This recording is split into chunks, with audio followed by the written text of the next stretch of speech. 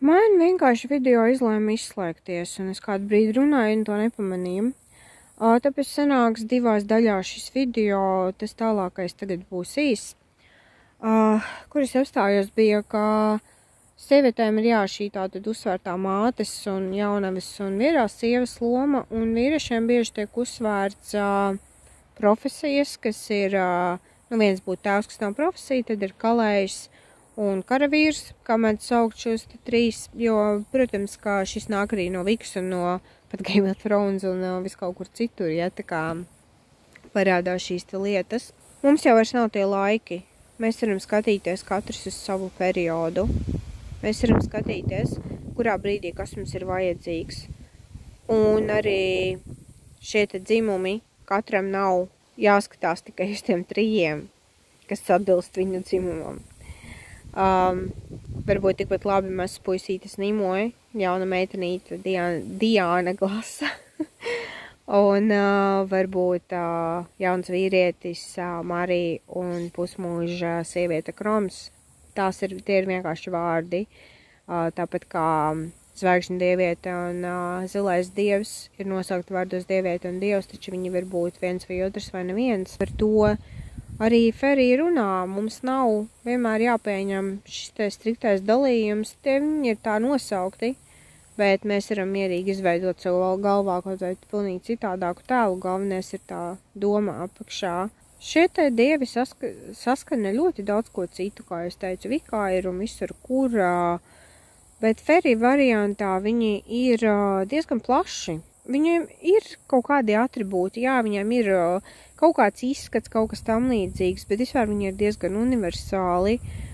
Un man ļoti patīk šī sistēma, viņa liekas loģiska un arī daudz iekļaujošāka nekā kaut kāds striktais dzīvesceļš, kādā tev obligāti ir jāiet, jo šeit var tikt tā mainīta secība un jebkuram var pienākt kaut kāds ērtība periods, kur jādomā par nāvi jebkurā brīdī, un jebkuram var pienākt kaut kāds brīdis, kad gribi sākt jaunas lietas un kad notiek Nimojas periods. Tātad mēs varam kontaktēties ar šīm dievībām tieši tajā brīdī, kad mums ir vajadzīga konkrētā lieta, un tam nav jāiet smuki par indiņu. Un pat ja mēs gribētu, un pat ja mums liekas, ka kaut kas nav sanācis, kā, piemēram, mums ir bijusi atņemta iespēja izdzīvot kaut kādu konkrētu periodu, kā, piemēram, Nimojai ir nācies kļūt par Mariju, tāpēc, kā viņai tika atņemta bērnība, viņai bija jārūpējas, piemēram, par saviem vēl mazākajiem brāļiem un māsām, vai pat kaut kāda trauma rezultātā jānobriest daudz ātrāk.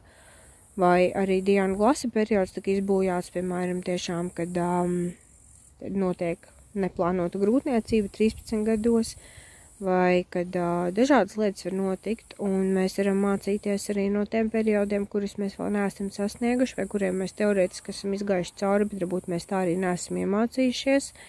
Varbūt kādam tieši ir vajadzīga pušmūža krīze, varbūt viņš nekad nav iztrakojies, un nekad nav ļāvis sev būt brīvībā, un ir vienmēr spiedis sev tikai mācīties un strādāt un darīt visu, un viņam nav bijis Diana Glasa periods, un viņam vienā brīdī gribas palaist sevi vaļā.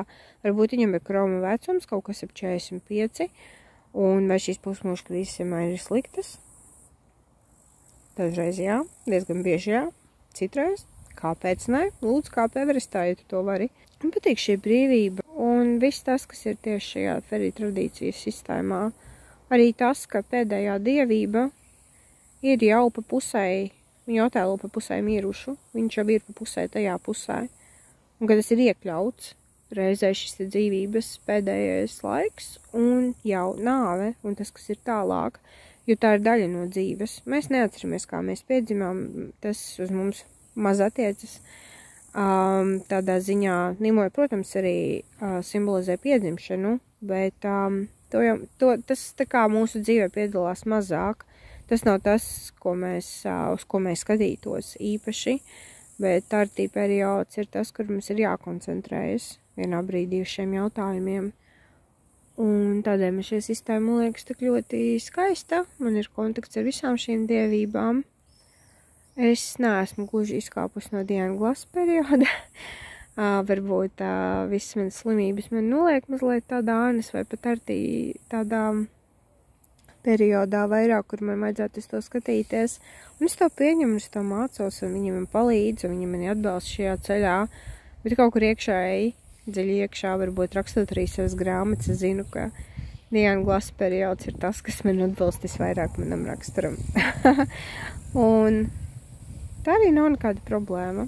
Jūs varat atrast kādu, kas jūs esat. Ir cilvēki, kuri vienmēr jūtas kā mūžīgie bērni, un nevienmēr tas ir negatīvi. Tas var būt arī ļoti pozitīvi nodarbojoties ar bērniem, arī vienkārši dzīvojot tik atvērti un visu laiku mācoties kaut ko jaunu.